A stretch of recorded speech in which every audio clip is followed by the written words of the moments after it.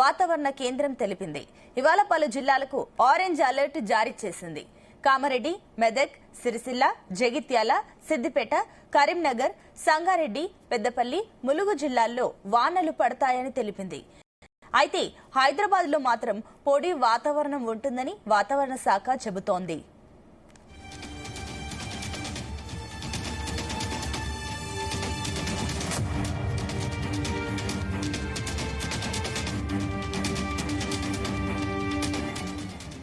మరోవైపు ఉక్కపోతతో అల్లాడుతున్న తెలంగాణకు చల్లటి కబురు చెప్పింది. ఈ నెల 28 లోపు తెలంగాణను నైరుతి రుతుపవనాలు తాకుతాయని అంచనా వేసింది. దీంతో ఎండాకాలం ముగియనుంది. తెలంగాణపై రుతుపవనాల ప్రభావంతో పాటుగా అల్పపీడన ఎఫెక్ట్ పడుతుందని, ఆ కారణంగా రానున్న 10 రోజులు వర్షాలు పడతాయంటోంది. వానల ప్రభావం జూన్ మొదటి వారం వరకు ఉంటుందని, ఆ తర్వాత వానకు బ్రేక్ పడుతుందని వాతావరణ శాఖ తెలిపింది.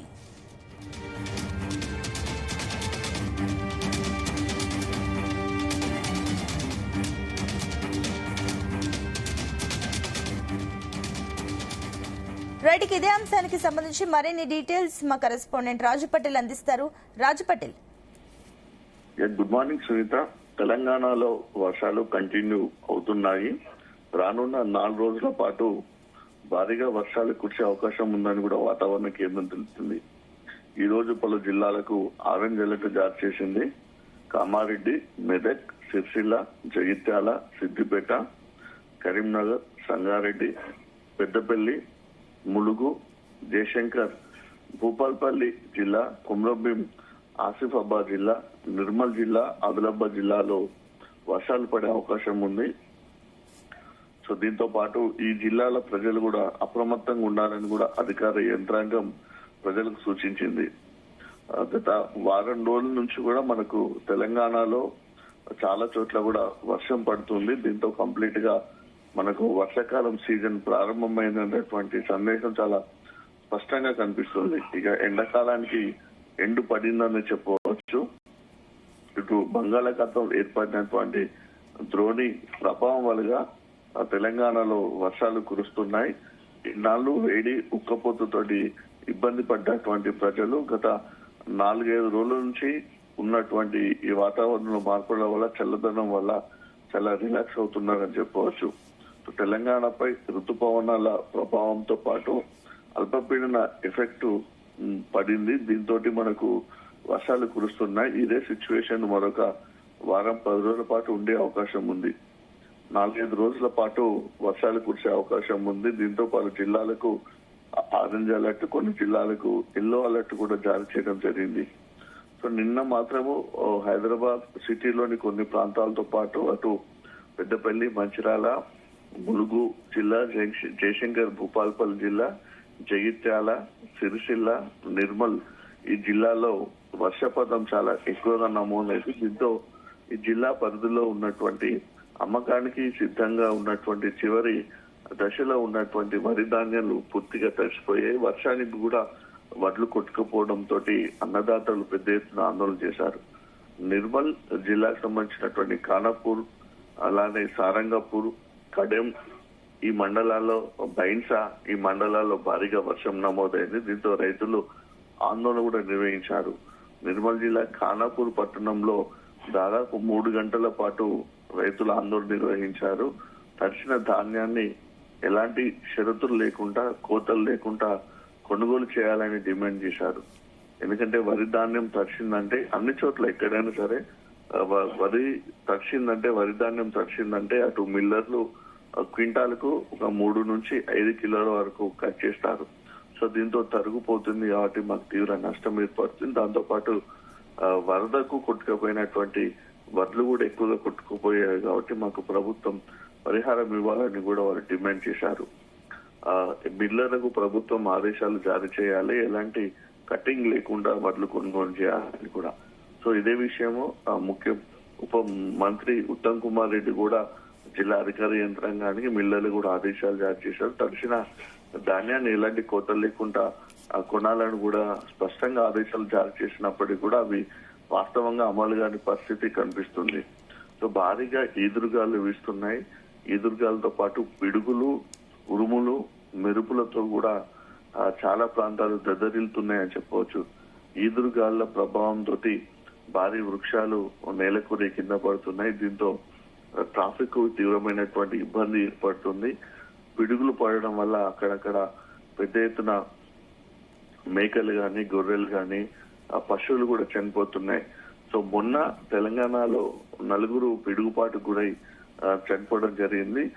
దాంతోపాటు ఈదురుగాలు ఈ భారీగా వేయడం వల్ల ట్రాన్స్ఫార్మర్ సంబంధించినటువంటి పోల్స్ కింద పడిపోతున్నాయి. కరెంటు పోల్లు, విద్యుత్ పోల్లు కింద పడిపోవడం తోటి ఆ ప్రాంతంలో వెళ్తున్నటువంటి ఎద్దులు గాని అంటే పశువులు ఏవైతే ఉంటాయో వాటికి తగిలి ఎక్కువ శాతం పశువులు చనిపోతున్నాయి. సో దీనికి పరిహారం ఇవ్వాలని కూడా రైతులు ప్రభుత్వాన్ని వేడుకుంటున్నారు. ఇక పిడుగుపాటుకు చాలా చోట్ల కూడా మేకలు, గొర్రెలు, పశువులు కూడా చనిపోతున్నాయి. సో ఎక్కడ చూసినా సరే మనకు తెలంగాణలోని చాలా జిల్లాలు, ముఖ్యంగా ఇటు ఉత్తర జిల్లాలో, తూర్పు జిల్లాలో గత 2-3 రోజుల నుంచి కూడా పిడుగులు, ఉరుములు, మెరుపులతోటి వాతావరణం దద్దరిల్లుతుందని చెప్పవచ్చు. ప్రజలు కూడా చాలా అప్రమత్తంగా ఉంటున్నారు. ఎందుకంటే అటు నైరుతి ఋతుపవనాల ఆగమనం కూడా మెల్లమెల్లగా వస్తుంది కాబట్టి రాష్ట్రంలో విస్తారంగా వర్షాలు కురిసే అవకాశం ఉందని కూడా ఐఎండీ ఇప్పుడు తెలుపుతుంది. సో పడుతున్నటువంటి వర్షాలకు అంటే తెలంగాణలోని జిల్లాలో జరుగుతున్నటువంటి ఎదురుగాల బీభత్సం కావచ్చు, పిడుగుపాటు గురైనటువంటి ప్రాంతాల్లో కూడా అధికారులు సర్వే చేస్తున్నారు. ఎందుకంటే ప్రజలకు నష్టపోతే ఖచ్చితంగా పరిహారం ఇవ్వాలంటున్నారు. సీఎం రేవంత్ రెడ్డి, సిఎస్ రామకృష్ణకు రావుతో పాటు మిగతా వారు కూడా స్పష్టంగా ఆదేశాలు జారీ చేశారు. ఎప్పటికప్పుడు జిల్లా అధికార యంత్రాంగం అప్రమత్తంగా ఉండాలని కూడా సూచించారు. సో ముఖ్యంగా ఎక్కువగా మనకు కాళేశ్వరం వద్ద నిర్వహిస్తున్నటువంటి సరస్వతి నది పుష్కరాలకు మాత్రం చాలా అంతరాయం ఏర్పడుతుంది సునీత. ఎందుకంటే అక్కడ దాదాపు రోజుకు 1,00,000 నుంచి 1,50,000 మంది భక్తులు కాళేశ్వరం వద్ద సరస్వతి నదుల పుష్కర స్థానాలతో పాటు కాళేశ్వరం ముక్తీశ్వర స్వామి దర్శించుకోవడానికి వస్తున్నారు. సో వీరికి అందరికీ కూడా టెంపరీగానే అక్కడ ఏర్పాట్లు చేశారు. ఎందుకంటే పర్మనెంట్ స్ట్రక్చర్ ఉండడానికి, కన్స్ట్రక్షన్ చేయడానికి అవకాశం లేదు కాబట్టి షామియానాలు వేశారు, టెంట్లు వేశారు, పార్కింగ్ స్థలాన్ని కూడా కేటాయించడం జరిగింది. కానీ వర్షం వలన అటు పొలాలు ఏర్పాటు చేసినటువంటి పార్కింగ్ ప్లేస్ కు వెహికల్స్ పోకపోవడం తోటి మధ్యలోనే ఆగిపోతుంది. దీంతో ట్రాఫిక్ అంతరాయం ఏర్పడుతుంది. ఇక నది తీరంలో ఏర్పాటు చేసినటువంటి టెంట్లు గాని, షామియాన్లు గాని, టెంపరీ కన్స్ట్రక్షన్ ఏదైతే ఉంటే అవన్నీ కూడా గాలికి భారీ ఈదురుగాళ్లకు ఎగిరిపోయాయి కాబట్టి అక్కడ కూడా ప్రజలకు వచ్చేటువంటి భక్తులకు ఇబ్బంది ఉంది. అయినప్పటికీ కూడా అధికార యంత్రాంగము కమిటీ ఏర్పాటు చేసుకుని ఎప్పటికప్పుడు అక్కడ మరమ్మతులను క్లియర్ చేస్తున్నారు. సో నిన్న కురిసినటువంటి వర్షం ఎఫెక్ట్ వలన భారీగా ఒక రోడ్డు ప్రమాదం జరిగింది. భూపాల్పల్లి నుంచి కాళేశ్వరంకు వెళ్లేటువంటి మెయిన్ రోడ్డు పైన అక్కడ ఉన్నటువంటి కాటార మండలం మేడిపల్లి వద్ద కమలాపూర్ క్రాస్ ఉంటుంది. అక్కడ వర్షం పడుతుంది.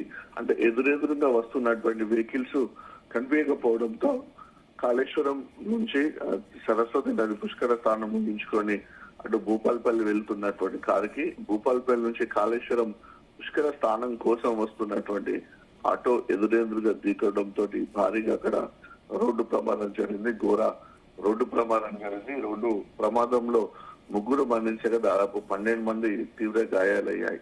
చాలా మంది కాళ్ళు విరిగిపోయాయి, చేతులు విరిగిపోయాయి.